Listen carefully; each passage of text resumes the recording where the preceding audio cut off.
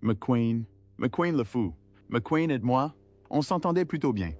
McQueen me regardait un peu comme un grand frère. James Garner, la star légendaire de Maverick et des dossiers Rockford, était connu pour son esprit, son charme et son honnêteté. Mais il y avait une histoire qu'il avait gardée secrète pendant des décennies. Son passage dans La Grande Évasion n'a pas seulement marqué un tournant cinématographique. Il a été le théâtre d'une confrontation houleuse avec Steve McQueen, l'une des stars les plus énigmatiques d'Hollywood. Aujourd'hui, bien après le décès de Garner, ces révélations franches sur McQueen ont refait surface, révélant un aspect de leur relation que peu de gens auraient pu imaginer. Quel secret Garner a-t-il emporté dans la tombe? La vérité est enfin révélée. Mais avant d'aborder ces révélations stupéfiantes, il est important d'explorer les premiers événements qui ont permis la connexion entre James Garner et Steve McQueen, les batailles inédites de James Garner. James Garner n'était pas seulement une icône hollywoodienne. C'était un homme qui a surmonté des défis extraordinaires pour devenir l'un des acteurs les plus appréciés de sa génération, connu pour son charisme naturel. Il a incarné des personnages comme le joueur rusé Brett Maverick et l'imperturbable Jim Rockford, laissant une empreinte indélébile à la télévision comme au cinéma. Né James Scott Bumgarner le 7 avril 1928 à Denver, dans l'Oklahoma, les premières années de Garner furent toutes sauf faciles. Ayant grandi pendant la Grande Dépression, il perdit sa mère à seulement 5 ans, tragiquement décédée lors d'un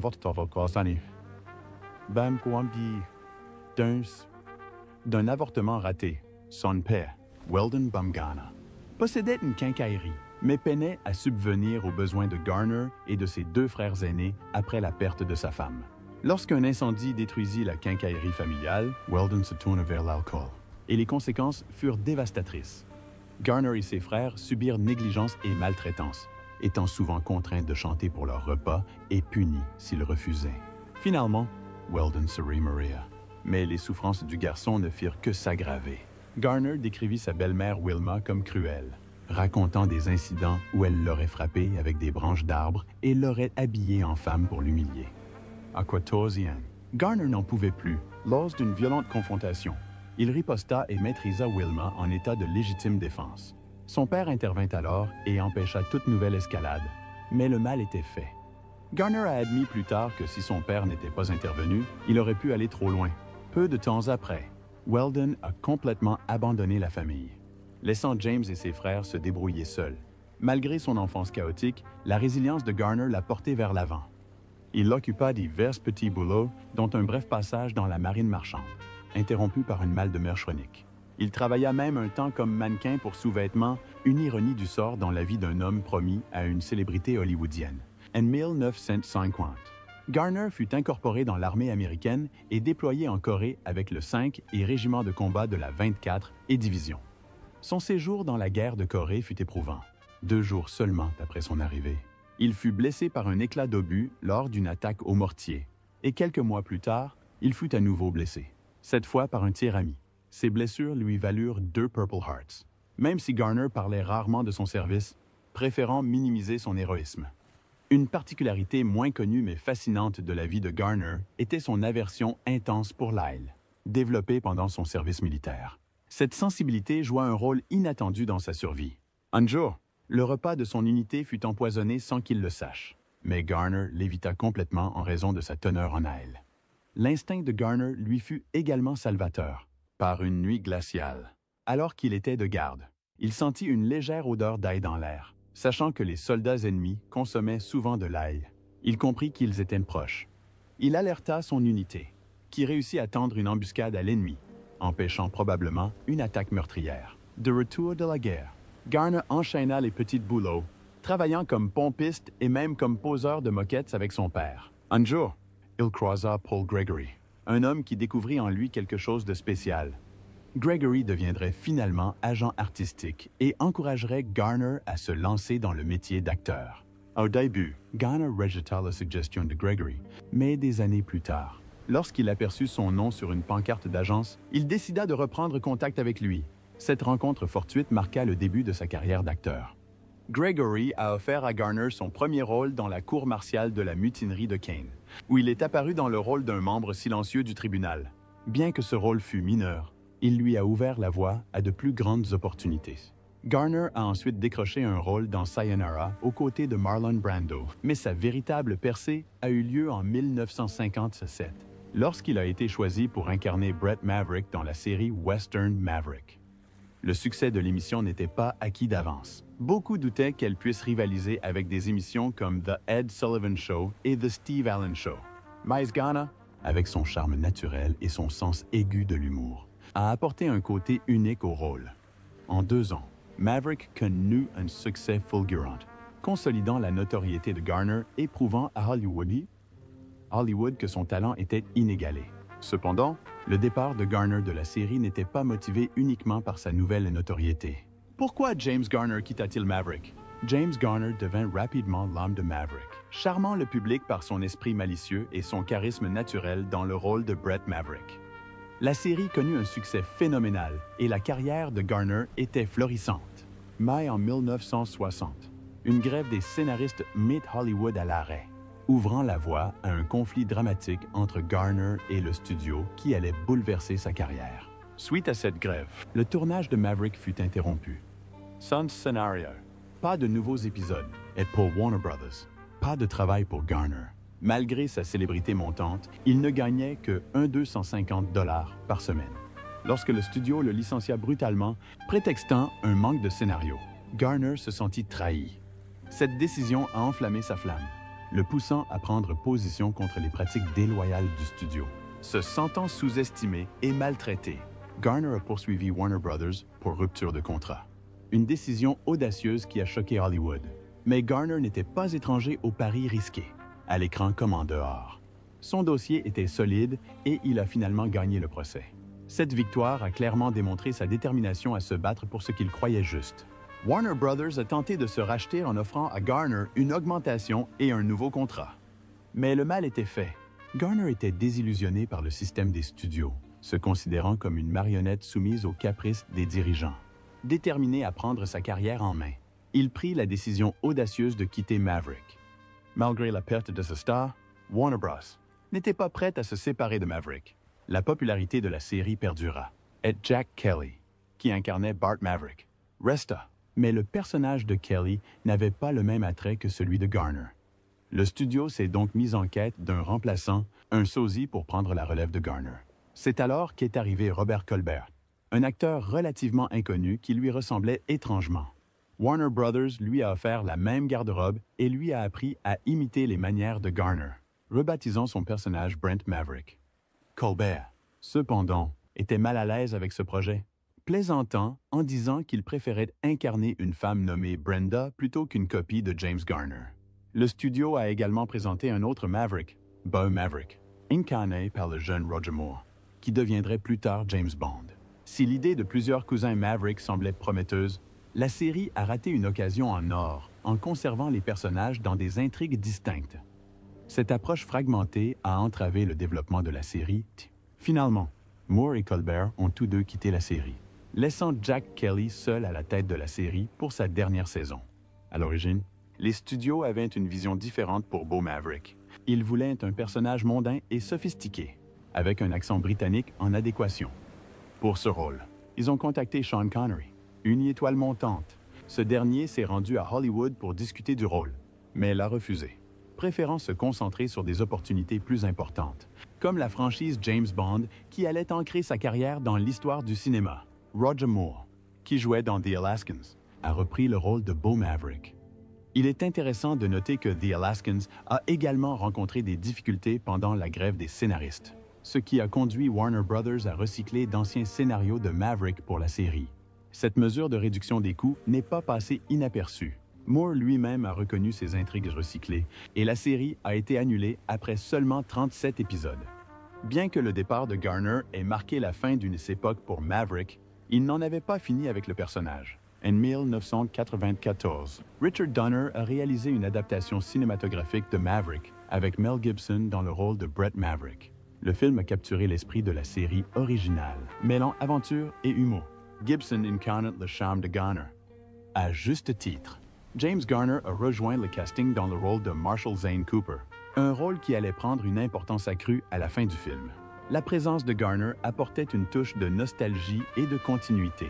renforçant le lien entre le film et ses origines télévisuelles. Il est intéressant de noter que Paul Newman avait initialement été pressenti pour le rôle de Zane Cooper, mais après son refus, le rôle a été attribué à Garner, une tournure poétique compte tenu de ses liens avec l'héritage de Maverick. Le film Maverick de 1994 fut un succès critique et commercial. Le public et les critiques saluèrent le retour harmonieux de Garner dans la franchise, saluant la façon dont il avait une fois de plus donné vie à l'univers de Maverick. Cependant, c'est son rôle révélateur dans La Grande Évasion qui consolida sa célébrité. Mais dans les coulisses de ce film emblématique, une rivalité féroce s'est développée, marquant durablement sa production. La rivalité derrière La Grande Évasion. Après son succès dans Maverick, James Garner s'est lancé un nouveau défi avec le drame de guerre de 1963, La Grande Évasion, inspiré d'une histoire vraie. Le film relatait l'évasion audacieuse de prisonniers de guerre alliés pendant la Seconde Guerre mondiale. Réalisé par John Sturges, le film marque un tournant dans la carrière de Garner, démontrant sa capacité à incarner un personnage inventif et héroïque. Il consolide également sa place aux côtés de grands noms d'Hollywood comme Steve McQueen, dont le rôle deviendra l'un de ses plus emblématiques. L'histoire se déroule dans un camp de prisonniers de guerre allemands où les prisonniers alliés, dont des Américains, des Britanniques et des Australiens, sont placés sous haute surveillance, déterminés à s'évader. Les prisonniers se mobilisent sous la direction de Big X, interprété par Richard Attenborough. Chaque prisonnier apporte son expertise au plan. Henley, le personnage de Garner, surnommé le Sauveur, parvient par tous les moyens à se procurer le matériel nécessaire à l'évasion. Pendant ce temps, le roi des glacières, interprété par McQueen, captive le public par son esprit rebelle, et le roi des tunnels, interprété par Charles Bronson, se débat avec claustrophobie pour creuser les tunnels d'évasion. Malgré de nombreux contretemps, dont la découverte d'un tunnel, le groupe ne se laisse pas décourager. Leur détermination collective aboutit à l'une des tentatives d'évasion les plus audacieuses jamais vues au cinéma. Cependant, les dures réalités de la guerre éclipsent leur triomphe. Nombre de prisonniers sont traqués par la Gestapo, ce qui entraîne des conséquences tragiques pour la plupart des évadés. L'histoire captivante et les personnages inoubliables du film lui ont valu une place durable dans l'histoire du cinéma. Bien que La Grande Évasion soit vaguement inspirée du récit authentique de Paul Brickhill, le scénario a été conçu pour mettre en valeur le talent de ses acteurs. Le résultat est un film empreint de suspense, de camaraderie et d'un espoir inébranlable qui a trouvé un écho auprès du public du monde entier. Sur le plateau, Steve McQueen, star montante d'Hollywood, était déterminé à laisser une impression durable. Sa rivalité avec Garner devint évidente lorsque McQueen réclama plus de temps à l'écran. Particulièrement frustré par le charme et l'ingéniosité du profiteur de Garner, un rôle qui lui volait souvent la vedette. Les tensions montèrent entre McQueen et le réalisateur, John Sturges, lorsque McQueen exigea des changements pour donner plus de relief à son personnage. Pourtant, la performance de McQueen, notamment dans la désormais emblématique scène de l'évasion à moto, a prouvé qu'il n'avait pas besoin de plus de temps à l'écran pour briller. La force du film résidait dans son casting complet. Le charme de Garner, le leadership d'Attenborough, le crâne de Bronson et l'humour pince sans rire de James Coburn ont tous contribué à l'impact émotionnel du récit. Lors de sa sortie en 1963, le film a reçu des réactions mitigées de la part de la critique. Certains, comme Bosley Crowther du New York Times, l'ont qualifié de trop mécanique et manquant de profondeur émotionnelle. D'autres, dont le magazine Time, ont salué sa représentation réaliste du contexte allemand, le rythme soutenu de la narration et l'excellence du casting. Malgré des critiques mitigées, La Grande Évasion est devenue un classique intemporel, adoré du public et célébré pour son histoire palpitante de bravoure et de sacrifice. Mais que pensait réellement James Garner du comportement de Steve McQueen sur le plateau? James Garner brise enfin le silence sur Steve McQueen. Hollywood a toujours été un haut lieu du faste, du glamour et, inévitablement, du drame. De l'âge d'or du cinéma à nos jours, les rivalités et les querelles entre stars ont captivé les fans et alimenté d'innombrables manchettes, alimentées par la jalousie, l'ego et la compétition. Ces conflits révèlent souvent la facette humaine de personnalités hors du commun. James Garner, connu pour son charme, sa simplicité et son professionnalisme, n'était pas totalement à l'abri des querelles hollywoodiennes. Bien qu'il entretenait généralement des relations positives avec ses collègues, ses sentiments envers Steve McQueen étaient nettement moins amicaux. malgré leur collaboration sur le film culte La Grande Évasion, leur relation était marquée par des tensions et des personnalités conflictuelles. En apparence, les deux hommes semblaient amicaux pendant le tournage, mais le comportement distant et souvent excentrique de McQueen créait une distance entre eux. McQueen, préférant la solitude, séjournait dans un chalet privé et arrivait sur le tournage en Rolls-Royce, creusant ainsi le fossé. Garner, toujours franc, exprima plus tard son opinion franche sur McQueen dans ses mémoires de 2011, The Garner Files. Il le décrivit comme un casse-pied, comparant son comportement à l'imprévisibilité de Marlon Brando. Garner est allé plus loin, suggérant que McQueen était davantage une star de cinéma qu'un véritable acteur, s'appuyant sur une personnalité soigneusement cultivée plutôt que sur la profondeur et la polyvalence. Il estimait que cette approche limitait le potentiel de McQueen en tant qu'interprète. Les frustrations de Garner ne se limitaient pas à son jeu d'acteur, mais s'étendaient également à son comportement sur le plateau, qui incluait des crises de colère et des perturbations. À un moment donné, la situation s'envenima à tel point que le réalisateur John Sturges envisagea de réorienter le film et de faire de Garner le personnage principal plutôt que McQueen. Bien que flatté, Garner déclina l'offre, conscient du chaos qu'un changement aussi radical engendrerait. Il s'adressa donc directement à McQueen, constatant que ce dernier était mécontent de son personnage, le trouvant dépourvu d'héroïsme et de passion. Sturges aurait ajouté des scènes de cascades à moto et retravaillé le personnage pour le rendre plus dynamique. Un changement qui, selon beaucoup, a joué en faveur de McQueen. Pourtant, Garner considérait les exigences de McQueen comme inutiles et égoïstes, laissant une impression durable de la nature difficile de sa partenaire. Dans les dossiers de Gunn et dossiers de Garner, Garner a partagé des anecdotes profondément personnelles et sincères sur sa carrière et ses relations, offrant un aperçu sans filtre de sa vie à Hollywood. Parallèlement à ses réflexions sur McQueen, il critiquait le magnat du cinéma Jack Warner, le qualifiant d'homme le plus grossier qu'il ait jamais rencontré, et critiquait Charlton Heston pour son jeu rigide. Cependant, c'est sa relation avec McQueen qui retint particulièrement l'attention. Garner le décrivit comme un homme peu sûr de lui, sujet à la jalousie et parfois difficile à vivre. Garner a même révélé que Nyla, l'épouse de McQueen, lui avait confié les difficultés de son mari, marquées par l'insécurité et des soupçons infondés d'infidélité.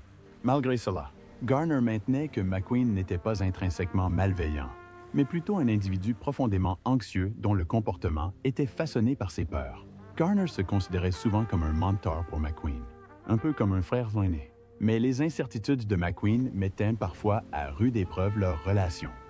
À un moment donné, McQueen a faussement accusé Garner d'être infidèle à Nyla, une accusation que Garner a rejetée comme infondée et résultant de ses angoisses.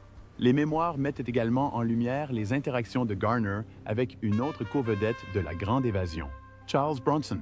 L'expérience de Garner avec Bronson a été bien moins positive. Il décrivit Bronson comme un homme amer et belliqueux, racontant un incident gênant lors d'une partie de poker chez lui, refusant d'honorer un pari. Bronson tenta de retenir les gains d'un figurant hollywoodien en difficulté. Garner, toujours prêt à défendre ce qu'il croyait juste, insiste pour que Bronson paye, ce qui déclencha une vive dispute qui faillit dégénérer en agression physique. Bien que la tension immédiate se soit apaisée, l'animosité entre les deux hommes persistait, même des années plus tard. Lors d'une rencontre fortuite au restaurant, aucun des deux hommes ne parvenait à oublier ses anciennes rancœurs. Tous deux reconnaissaient leur ressentiment persistant, rappelant que certaines querelles hollywoodiennes laissent des cicatrices qui ne cicatrisent de jamais complètement. Dans les archives de Garner, il n'hésitait pas à décortiquer les facettes de son personnage américain raffiné pour en révéler les complexités. Si le public adorait son charme affable et authentique, Garner partageait également les vérités les plus crues de sa vie. Parmi les révélations les plus surprenantes, on compte son expérimentation avec des substances, dont le MJ et le White Stoke. Il a même raconté une expérience mémorable où il avait donné son texte au regretté comédien John Belushi, offrant un aperçu du côté plus rebelle de sa personnalité pourtant bien ancrée. Ses mémoires se sont également penchées sur les convictions politiques de Garner, qui constituaient une part importante de son identité. Fier d'être libéral, Garner admirait des personnalités comme Adlai Stevenson et Barack Obama, et ses valeurs ont souvent influencé les rôles qu'il a choisis et la façon dont il a abordé sa carrière. En repensant à son œuvre, Garner tenait en haute estime le carnet de notes et l'américanisation d'Emily, les considérant comme les meilleurs films de sa carrière.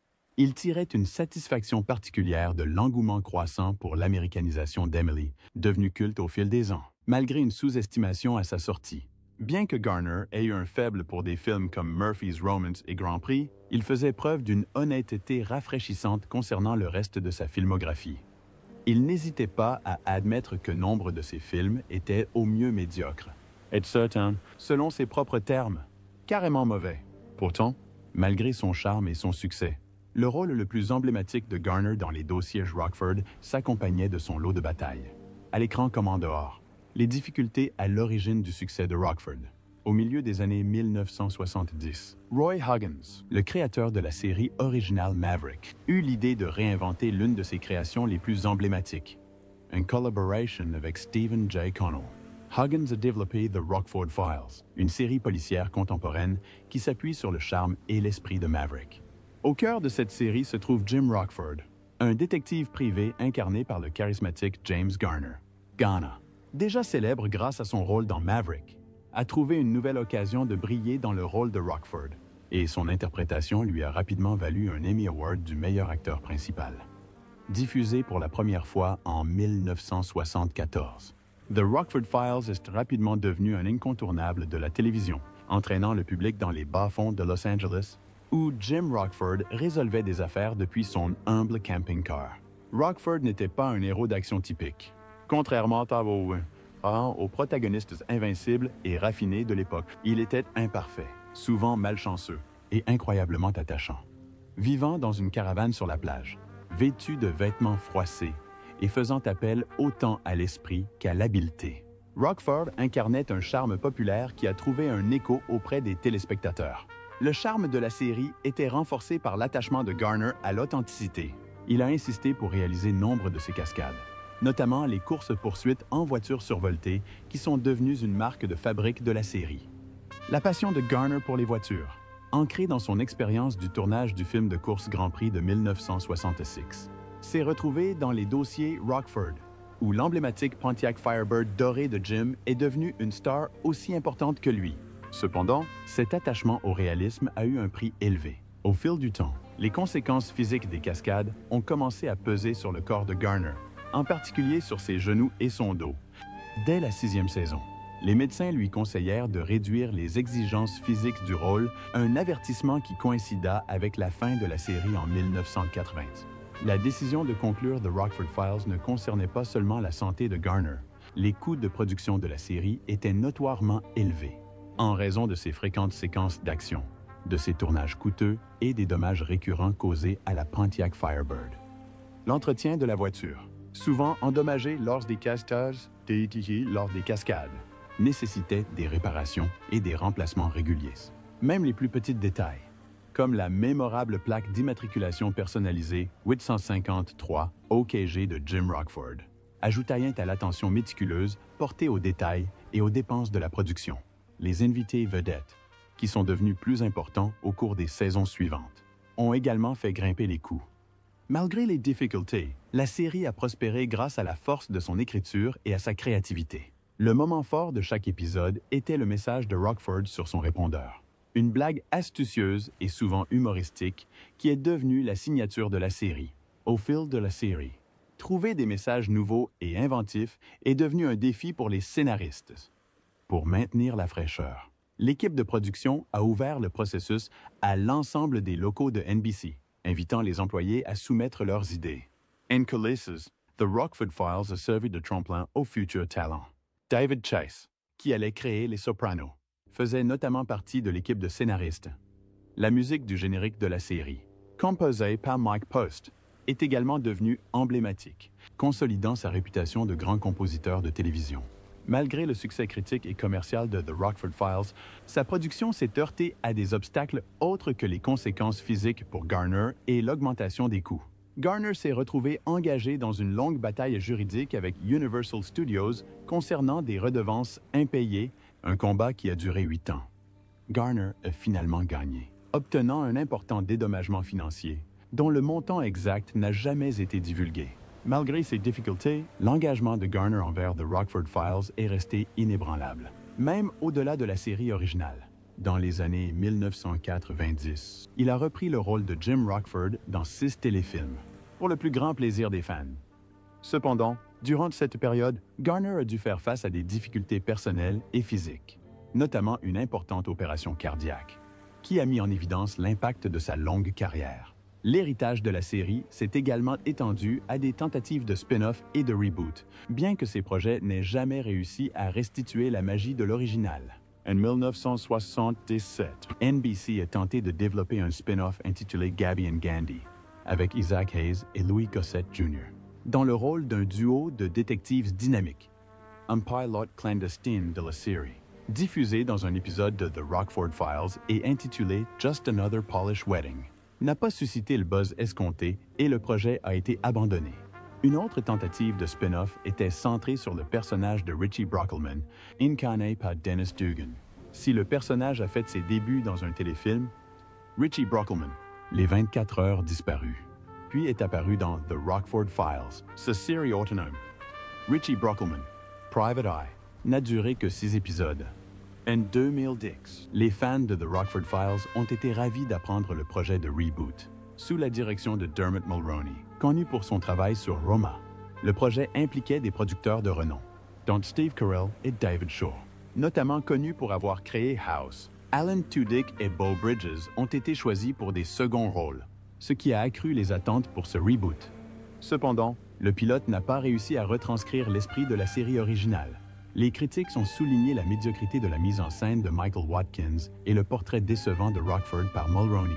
Dawn Purus, connu pour son travail sur Prison Break, a tenté de sauver le pilote par un remaniement approfondi, mais ses efforts n'ont pas suffi à convaincre les dirigeants de NBC. Le reboot fut finalement abandonné, laissant les fans déçus mais gardant l'espoir d'un prochain renouveau réussi. Cependant, derrière le charme et le charisme naturel de Jim Rockford, James Garner cachait des difficultés qui racontaient une histoire bien différente. Ces difficultés cachées révélèrent que James Garner était plus qu'un acteur talentueux. C'était une icône hollywoodienne chérie. Connu pour ses interprétations pleines de charme de personnages comme Brett Maverick et Jim Rockford, il a conquis le public par son esprit, sa chaleur et son authenticité. Hors écran, il a gagné le respect non seulement pour son professionnalisme, mais aussi pour son mariage durable avec Lois Clark, une rareté à Hollywood. Contrairement à beaucoup de ses pairs, Garner a entretenu une relation stable et affectueuse tout au long de sa vie. Preuve de sa nature terre-à-terre, James Garner aurait dû faire face à d'importants problèmes de santé plus tard dans sa vie. Une série de problèmes, dont un accident vasculaire cérébral invalidant, ont progressivement ralenti sa carrière autrefois florissante.